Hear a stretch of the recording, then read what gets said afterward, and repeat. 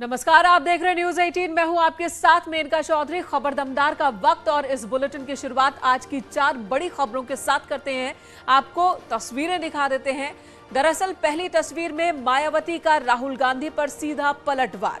उन्होंने कहा कि कांग्रेस मजाक का पात्र बन गई है, जिसको देश और दुनिया ने देखा।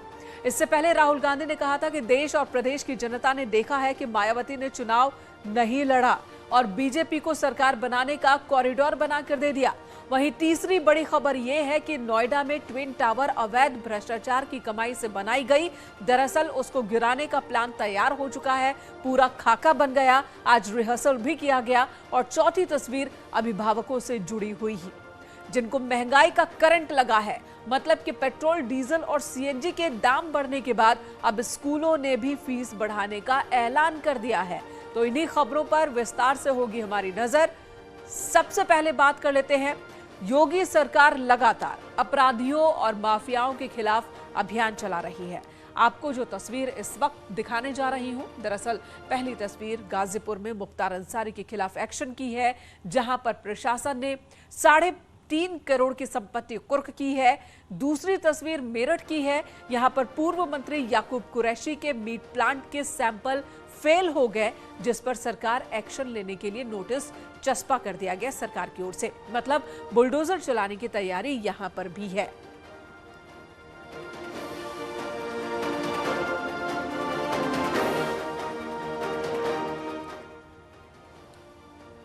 दरअसल गाजीपुर में माफिया और बाहुबली मुख्तार अंसारी के खिलाफ पुलिस प्रशासन ने बड़ी कार्रवाई की है। पुलिस ने गैंगस्टर एक्ट के तहत मुख्तार अंसारी की संपत्ति कुर्क की। जिस इलाके में यह कार्रवाई की गई वो शहर का पॉश इलाका है। 810 वर्ग मीटर की जमीन को जब्त किया गया है। प्रशासन ने कब्जा मुक्त करवाया है। इस जमीन की कीमत 3.5 करोड़ आंकी गई है। इस जमीन को मुख्तार ने अपनी मां राबिया खातून के नाम पर खरीदी थी और इस जमीन पर कुर्की हुई है। इसके साथ ही ये बेनामी अचल संपत्ति थी, लगभग 810 वर्ग मीटर थी, जिसे आज कुर्क किया गया है। किसकी थी सर ये आईएसआई गैंग के जो लीडर मुख्तार अंसारी हैं, उनके माताजी के नाम पर थी। ऐसे में इसकी बाजारू कीमत क्या होगी? इसकी बाजारू कीमत लगभग 3.25 करोड़ है और ये अभी कुर्क कर दी गई है। सर आज ये कार्रवाई किस तरह की रही है? देखिए, जिलाधिकारी गाजीपुर महोदय के आदेश के क्रम में गैंगस्टर एक्ट की धारा 14 के अंतर्गत IS 191 गैंग के लीडर मुख्तार अंसारी का ये बेनामी संपत्ति जो प्लॉट है, जो उनकी माताजी रबिया खातून के नाम पर दर्ज था, इस प्लॉट को आज गैंगस्टर एक्ट की धारा 14 के अंतर्गत कुर्क किया जा रहा है। कितने इसका रकबा है और क्या इसकी अनुमानित कीमत होगी? जो ये प्लॉट है, जो महुआ बाग में स्थित है, इसका क्षेत्रफल लगभग 811 वर्ग मीटर है। मुख्तार और उसके करीबियों पर लगातार एक के बाद एक शिकंजा कसता जा रहा है। और अब बात कर लेते हैं याकूब कुरैशी की। याकूब कुरैशी के खिलाफ भी प्रशासन की कार्रवाई तेज हो रही है। अब तक 10 आरोपियों को पुलिस ने गिरफ्तार किया है, क्योंकि याकूब कुरैशी के मीट प्लांट के सैंपल फेल हो गए, जिसमें कीड़े और फंगस लगे होने की शिकायत मिली। जिसके बाद कोर्ट ने याकूब, उनकी संजिदा बेगम, बेटे इमरान और फिरोज के खिलाफ NBW वारंट जारी किया। जिसके बाद पुलिस एक्शन मोड में दिखाई दे रही है। लगातार आरोपियों की तलाश चल रही है, दबिश दी जा रही है ताकि गिरफ्तारी की जा सके। इन सबके बीच MDA ने अवैध फैक्ट्री को गिराने का नोटिस चस्पा किया। मतलब कभी भी याकूब कुरैशी की अवैध मीट प्लांट के ऊपर बुलडोजर चल सकता है।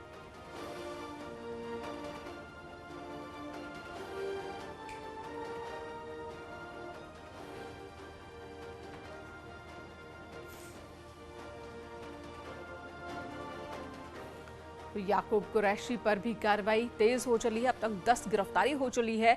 और अब आपको बताते हैं आखिर ये पूरा मामला है क्या। दरअसल याकूब कुरैशी की मुश्किल इसलिए बढ़ रही है क्योंकि 31 मार्च को जब मीट प्लांट में छापेमारी हुई थी, सैंपल लिया गया था, वहां भारी मात्रा में मीट के जो सैंपल थे वो बरामद किए गए थे।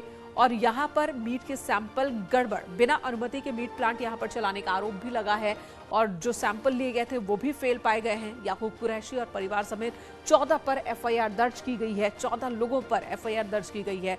10 लोगों की गिरफ्तारी अब तक हो चुकी है। 10 लोगों की गिरफ्तारी मौके से ही हुई है।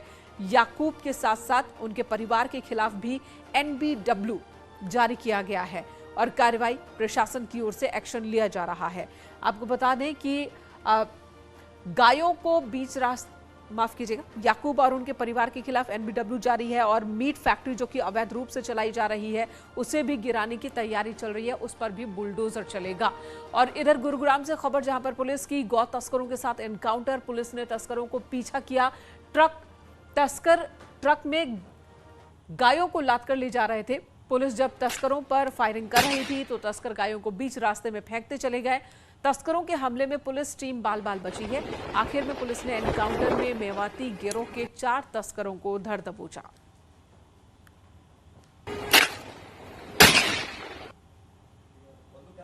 किसी फिल्मी सीन की तरह ये वीडियो देखिए जरा आप, गुरुग्राम का ये वीडियो जहां पर एनकाउंटर का लाइव वीडियो आप देख रहे हैं, किसी फिल्मी सीन से कम नहीं। यूपी में लगातार बदमाशों के खिलाफ ऑपरेशन क्लीन जारी है। आपको जो 4 तस्वीरें इस वक्त दिखाने जा रहे हैं, उन चारों घटनाओं में यूपी पुलिस ने 7 बदमाशों को पकड़ा है, मुठभेड़ के बाद गिरफ्तार किया।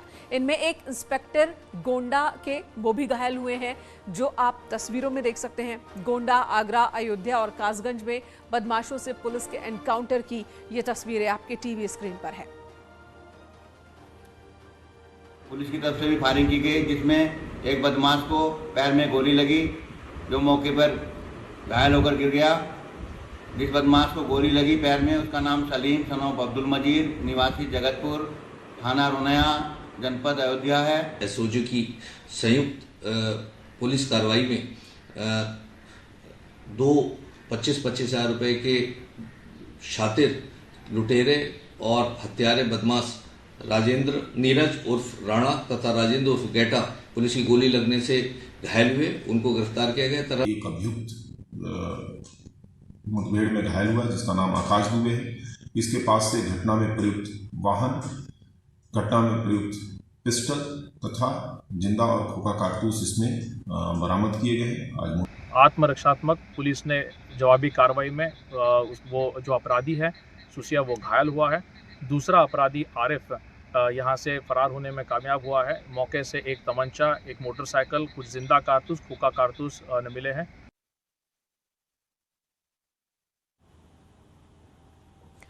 इधर देश में पहली बार किसी बहुमंजिला इमारत को ब्लास्ट से जमींदोज करने की तैयारी चल रही है, जिसका आज ट्रायल हुआ है।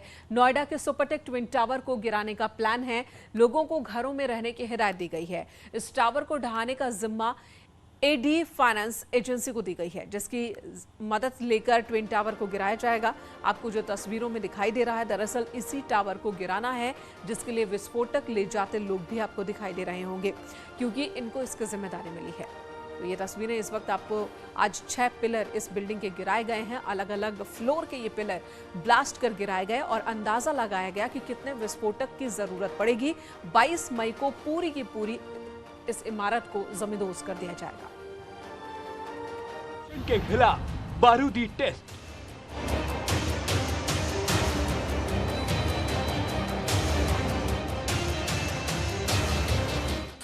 तीन सेकेंड और हिल गया अवैध साम्राज्य।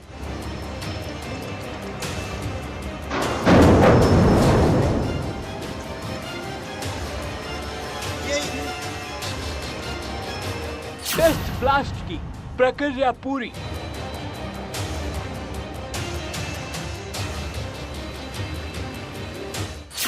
बाईस मई को मिट्टी में मिल जाएगी इमारत।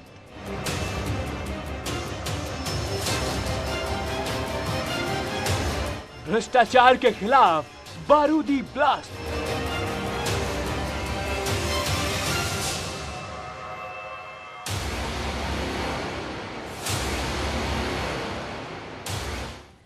तीन सेकंड में सुपरटेक ट्विन टावर को ढहाने का टेस्ट पूरा कर लिया गया। आपको न्यूज़ 18 संवाददाता सुशील पांडे की ये रिपोर्ट दिखाते हैं।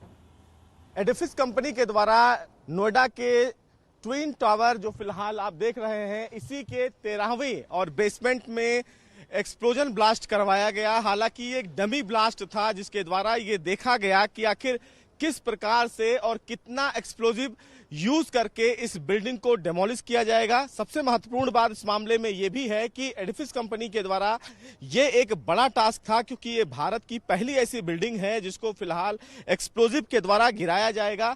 सबसे महत्वपूर्ण बात है कि 22 मई को इस पूरी बिल्डिंग को जमींदोज करवाया जाएगा और उसी के मद्देनजर ये एक्सप्लोजिव और ये बिल्डिंग पर एक टेस्ट ब्लास्ट ऑर्गेनाइज किया गया था।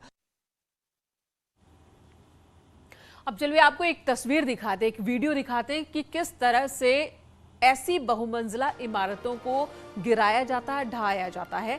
एक इमारत की तस्वीर आपको दिखाते हैं जो जमींदोज की गई है। मेरे पीछे आप इस इमारत को देख सकते हैं, बहुमंजिला इमारत है और इसे देखते ही देखते कुछ ही पलों में ये पूरा का पूरा जो स्ट्रक्चर है वो जमीन में मिल जाता है, मिट्टी में मिल जाता है। और इसे जिस तकनीक के सहारे मिट्टी में मिलाया गया, ब्लास्ट करके एक साथ कई जगहों पर छोटे छोटे विस्फोटक थोड़ी थोड़ी मात्रा में बांधे जाते हैं और एक साथ ब्लास्ट होता है ताकि पूरी की पूरी इमारत ऐसे गिरे कि उसका मलबा दूर तक ना फैले और साथ ही जो मिट्टी निकलती है, जो यहाँ धूल निकलता है, वो भी बहुत ज्यादा एरिया में ना फैले। इस बात का ख्याल रखा जाता है ताकि कुछ और एरिया इससे प्रभावित ना हो। इसी तरीके से नोएडा का ट्विन टावर भी गिराया जाएगा। 22 तारीख को दोनों टावर गिरा दिए जाएंगे, जमींदोज कर दिए जाएंगे और उसकी तैयारी कर ली गई है। आज ट्रायल भी पूरा हुआ, महज 3 सेकंड में 6 पिलर ढा दिए गए और कुछ इसी तरह से कुछ ही पल में पूरी की पूरी इमारत गिरा दी जाएगी 22 तारीख को। इधर यूपी में राहुल गांधी के बयान के बाद सियासी घमासान एक बार फिर से तेज। मायावती ने आज पूरी तैयारी के साथ राहुल गांधी के आरोपों का जवाब दिया। उन्होंने राहुल गांधी के दावों को सिरे से खारिज कर दिया। दावा किया कि जो राहुल गांधी ने कहा कि वो रत्ती भर भी सच नहीं है। मतलब मायावती की माने तो राहुल गांधी ने मायावती को मुख्यमंत्री बनाने का कोई ऑफर नहीं दिया था। इस रिपोर्ट को देखिए और समझिए कि असल में कहानी क्या है।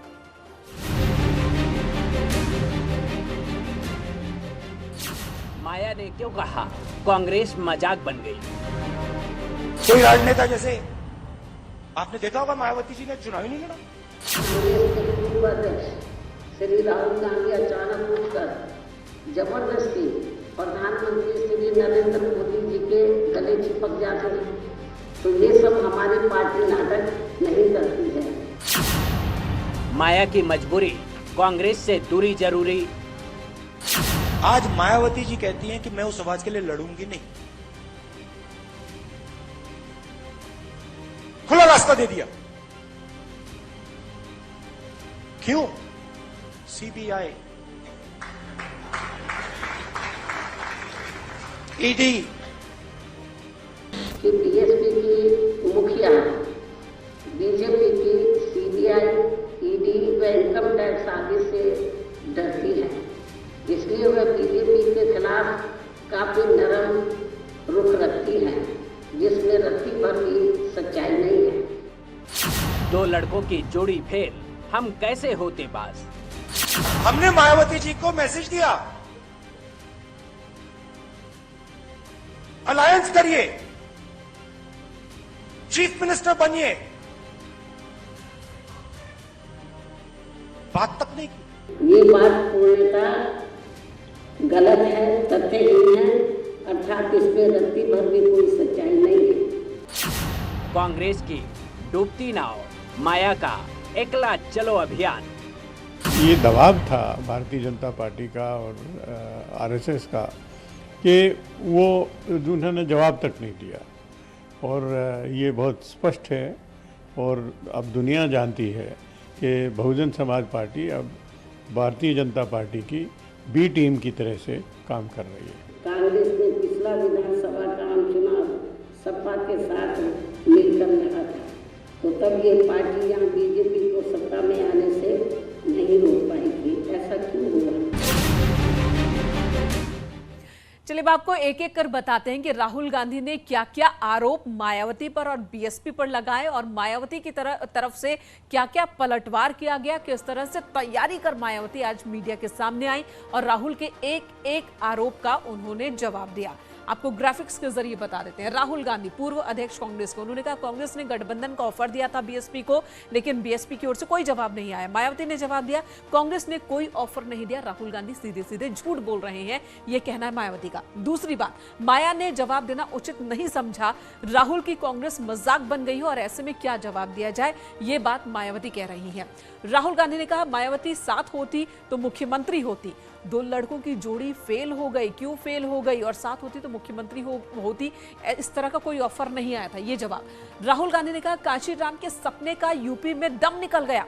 मायावती ने इस पर पलटवार किया और तीखा हमला बोला, कहा कि कांग्रेस कांशीराम के रास्ते को मिटाने की कोशिश करती रही है, दलितों की राह में रोड़ा बनती रही है। राहुल गांधी ने कहा ईडी सीबीआई से डर गई है मायावती, जिसका जवाब मायावती ने दिया हम अपने विरोधियों के खिलाफ हैं और किसी दबाव में नहीं है, यह बीएसपी अध्यक्ष का कहना है। राहुल गांधी, बीजेपी के सत्ता की डगर में माया पुल बन गई है, यह आरोप कांग्रेस की ओर से बार बार लगाया जा रहा है, जिसका जवाब मायावती ने दिया कि बीएसपी ने बीजेपी को मदद नहीं पहुंचाई है। जहां तक बात गठबंधन की है तो मायावती ने यह भी बताया, एग्जाम्पल दिए 2017 2019 के एग्जाम्पल भी दिए गए कि उससे कोई फायदा नहीं हुआ था। चलिए अगली खबर का रुख कर लेते हैं।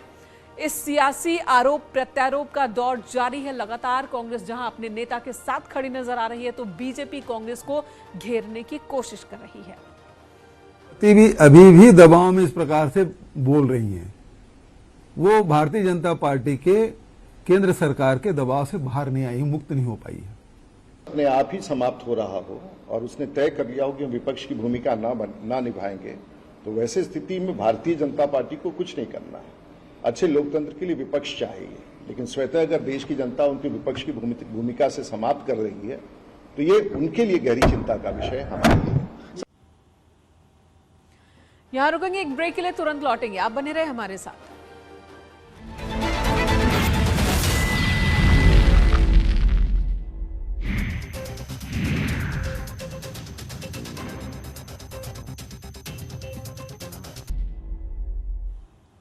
और अब खबर जेएनयू से, जहां पर एक बार फिर विवाद खड़ा हो गया और इस बार विवाद की वजह मांसाहार। नवरात्र पूजा के दरमियान मांसाहार भोजन परोसने पर विवाद की शुरुआत हुई। आरोप है कि दिल्ली में जेएनयू के अंदर लेफ्ट विंग और एबीवीपी के छात्रों के बीच झड़प हो गई। सूत्रों के मुताबिक एबीवीपी से जुड़े छात्रों ने लेफ्ट विंग के छात्रों को नॉनवेज परोसने से रोकने की कोशिश की, जिसके बाद विवाद बढ़ गया। और फिर देखते ही देखते तस्वीरें आपके सामने हैं कि हालात किस कदर यहां पर हिंसक हो गए। दोनों पक्षों ने एक दूसरे के ऊपर खूब हमला किया है। इस मामले के सामने आने के बाद जेएनयू प्रशासन ने पड़ताल शुरू कर दी है। इसकी जानकारी स्थानीय पुलिस को भी दी गई है। शंकर आनंद इस वक्त हमारे सहयोगी फोन लाइन पर मौजूद है। शंकर, विवाद की शुरुआत की वजह तो समझ में आई, लेकिन असल में हुआ क्या और इस वक्त मामला शांत हो चुका है या अभी भी हंगामा चल रहा है? देखिए मेनका, ये मामला जिस तरह से आज दिन में शुरुआत हुई है, ये मामला अब खत्म नहीं हुआ है, बल्कि इस मामले की जो चिंगारी है वो धीरे धीरे जेएनयू के अंदर में लगातार फैलती जा रही है।